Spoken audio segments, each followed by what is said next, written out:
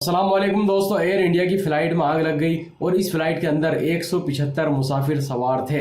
इसके बारे में मैं आपको बताऊंगा। इसके अलावा एक जिंदा आदमी को दफन कर दिया, उसकी वीडियो सऊदी सोशल मीडिया पर काफ़ी तेज़ी से वायरल हो रही है। वो वीडियो भी मैं आपको इसी वीडियो में दिखाऊंगा। इसके अलावा भी काफ़ी सारी ज़रूर जानकारी आई है, तो आपसे रिक्वेस्ट है वीडियो को शुरू से लेकर आखिर तक ज़रूर देखें। तो सबसे पहले आपको बताना चाहूँगा, सऊदी मिनिस्ट्री ऑफ हज एंड उमरा की तरफ से खबर आई है उमरा परमिट के बारे में। यानी जो लोग अभी सऊदी अरब के अंदर मौजूद हैं, यानी चाहे आप उम्रे की वीज़ा पर आए हैं या किसी और वीज़ा पर हैं या इकामा होल्डर हैं और आप उम्रा परमिट लेना चाहते हैं उम्रा करने के लिए, तो देखिए यहाँ पर यह बताया गया है कि 16 जिलकायदा से लेकर के 20 जिलहज तक कोई भी उम्रे का परमिट नहीं दिया जाएगा, इशू नहीं किया जाएगा।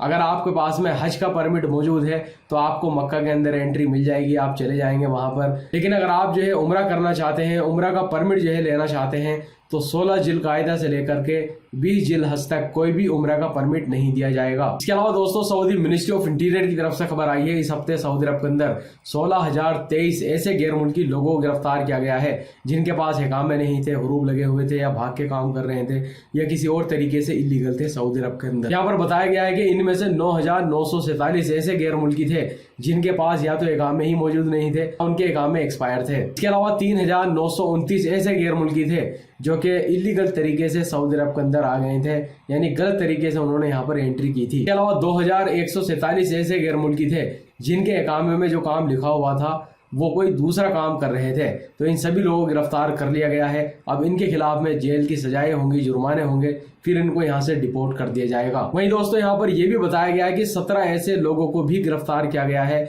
जो कि इनको ट्रांसपोर्ट की सहूलत दे रहे थे, यानी ऐसे लोगों को ट्रांसपोर्ट की सहूलत दे रहे थे जो कि सऊदी अरब के अंदर इलीगल है, यानी अपनी गाड़ी से उनको एक जगह से दूसरी जगह छोड़ रहे थे। अब यहाँ पर यह बताया गया है कि इनके ऊपर 10 लाख रियाल का जुर्माना लगाया गया है और 15 साल की जेल की सजा भी सुनाई गई है। तो देखिए, यहाँ पर अगर आप टैक्सी वगैरह चलाते हैं, चीज़ का ख्याल रखें, किसी भी ऐसे बंदे को अपनी गाड़ी में ना बिठाएं जो कि इलीगल हो सऊदी अरब के अंदर, नहीं तो आपके ऊपर 10 लाख रियाल का जुर्माना लगेगा और 15 साल की जेल की सजा होगी। अलावा सऊदी सोशल मीडिया पर अबाया बेचने वाले की एक वीडियो काफ़ी तेज़ी से वायरल हो रही है, आप यहाँ पर देख सकते हैं।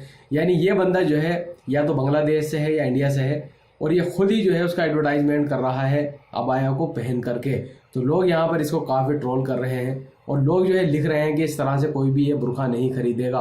कुछ लोगों ने लिखा कि दुकान खोलना आसान है लेकिन एडवर्टाइजमेंट के पैसे नहीं है इसके पास में। कुछ लोगों ने लिखा कि नए कपड़े खरीदने के बाद उनको तुरंत धो लेना चाहिए क्योंकि इस तरह से लोग हरकतें करते हैं। यानी इस बंदे को काफ़ी ज़्यादा यहाँ पर ट्रोल किया जा रहा है। तो आप लोग इसके बारे में क्या कहना चाहेंगे, कमेंट करके जरूर बताइएगा। इसके अलावा दोस्तों, सऊदी सोशल मीडिया पर मोल्डोवा की एक वीडियो काफ़ी तेज़ी से वायरल हो रही है और आप यहाँ पर देख सकते हैं। खबर में यह बताया गया है कि एक 62 साल का आदमी, इसका कुछ झगड़ा हो गया था एक 18 साल के बंदे से जो कि इसी का रिश्तेदार था। तो उसने गुस्से में आकर के इस बंदे को जमीन के अंदर ही दफन कर दिया। बाद में वहां की पुलिस छानबीन कर रही थी, इस बंदे को ढूंढ रही थी कि आखिर ये बंदा कहाँ गया है। जमीन के अंदर से इनको चीखने की आवाज़ें सुनाई दी और यहाँ पर खबर में यह बताया गया है कि इस बंदे को दफन हुए 4 दिन गुजर चुके थे। लेकिन देखिए, अल्लाह ताला जिसको जिलाना चाहते हैं उसको कोई मार नहीं सकता। 4 दिन के बाद जब पुलिस वालों ने यहाँ पर खुदाई की तो 62 साल का आदमी जिसको 4 दिन पहले दफन किया गया था वो जिंदा निकल आया। इसके अलावा दोस्तों, एक बहुत बड़ी खबर आपको बताना चाहूंगा, एयर इंडिया फ्लाइट के बारे में आई है। कल दिल्ली इंदिरा गांधी इंटरनेशनल एयरपोर्ट पर फुल इमरजेंसी घोषित कर दी गई थी इसी फ्लाइट की वजह से। और यहाँ पर यह बताया गया है कि एयर इंडिया की ये फ्लाइट दिल्ली एयरपोर्ट से उड़ी थी जो कि बेंगलोर जानी थी, लेकिन बीच में ही इसके अंदर आग लग गई। और यहाँ पर यह बताया गया है कि एयर कंडीशन वाली जो यूनिट थी उसके अंदर आग लगी थी। तो दिल्ली एयरपोर्ट पर कल पूरी इमरजेंसी घोषित कर दी गई थी और अल्हम्दुलिल्लाह इस फ्लाइट को सेफली लैंड करा लिया गया, किसी भी मुसाफिर को कोई भी नुकसान नहीं हुआ है। अलावा दोस्तों, एक भाई ने सवाल किया है कि उनके इकामे पर हुरूब लगा हुआ है वो किस तरह से हटेगा। तो देखिए, यहाँ पर मैं आपको बताना चाहूँगा, कफील बहुत बार गुस्से में आकर के या जानबूझकर या धोखे से भी आपका हुरूब लगा देता है। लेकिन एक चीज़ का यहाँ पर ख्याल रखें, अगर आपका कफील आपके ऊपर हुरूब लगा देता है तो 15 दिन का टाइम ऐसा होता है कि वो अपने अफसर अकाउंट के थ्रू आपका हुरूब हटा सकता है। लेकिन 15 दिन से अगर ज़्यादा गुजर जाते हैं तो फिर उसका प्रोसेस है वो लंबा हो जाएगा, लेबर कोर्ट में जाना पड़ेगा, यानी उसका एक लंबा प्रोसेस है। तो बात यहाँ पर रही किस तरह से हटेगा, तो भाई जो आपका कफील है वही इसको हटवा सकता है।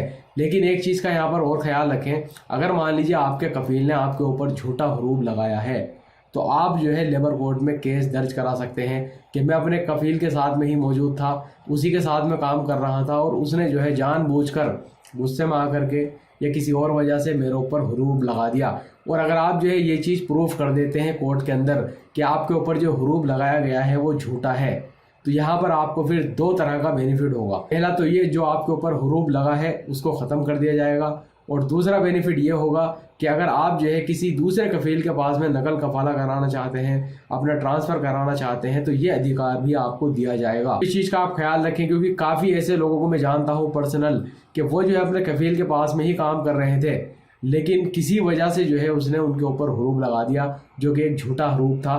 तो आप जो है लेबर कोर्ट में जा सकते हैं, कंप्लेंट दर्ज करा सकते हैं, लेकिन इसमें जो है थोड़ा टाइम भी लगेगा, आपको सब्र जो है रखना होगा। एक और भाई ने यहाँ पर सवाल पूछा था कि उनको 4 महीने हो गए हैं सऊदी अरब आए हुए, तो क्या उनका नकल कफाला हो जाएगा या नहीं होगा। तो देखिए, आपको मैं बताना चाहूँगा कि ज़रूरी नहीं है कि आपको कॉन्ट्रैक्ट पूरा ही करना है तभी आपका नकल कफाला होगा। अगर आपका कफील या कंपनी पहले भी एग्री हो जाते हैं तो आप जो है पहले भी अपना नकल कफाला करा सकते हैं। लेकिन जो रूल है वो यही है कि जो भी आपका कॉन्ट्रैक्ट हुआ है 1 साल का या 2 साल का, तो पहले आपको वो कंप्लीट करना होगा, पूरा करना होगा, उसके बाद ही आप अपना नकल कफाला करा सकेंगे दूसरी जगह। लेकिन अगर आपका कफील या कंपनी पहले भी एग्री हो जाते हैं, वो बोलते हैं कि जी हमको कोई प्रॉब्लम नहीं है, अगर आपको जाना है कहीं दूसरी जगह नकल कफाला कराना है तो करा सकते हैं, तो पहले भी आप करा सकते हैं नकल कफाला, कोई दिक्कत नहीं है। इसके अलावा दोस्तों आखिर में आपको बताना चाहूँगा सऊदी टूरिस्ट वीज़ा के बारे में, क्योंकि काफ़ी लोग जो है ये भी कमेंट कर रहे थे कि भाई अभी जो है हमें अपनी फैमिली को बुलाना है तो कौन सी वीज़ा पे बुला लें, क्योंकि उम्रे की वीज़ा तो अभी बंद है, तो कौन सी वीज़ा ठीक रहेगी। तो देखिए, टूरिस्ट वीज़ा जो है 90 दिन की होती है, तो जो लोग पहले उम्रे की वीज़ा ले रहे थे क्योंकि अब तो वो बंद हो गई है, तो आप जो है अपनी फैमिली को बुलाना चाहते हैं अभी, तो आप 90 दिनों वाली सऊदी टूरिस्ट वीज़ा ले सकते हैं और इसकी सर्विस हम लोग दे रहे हैं। 100% आपकी वीज़ा अप्रूव हो जाएगी। ये कुछ ज़रूरी जानकारी आई थी, कुछ ज़रूरी खबरें थी, मैंने आपके साथ में शेयर कर दी है। वीडियो देखने के लिए बहुत बहुत शुक्रिया।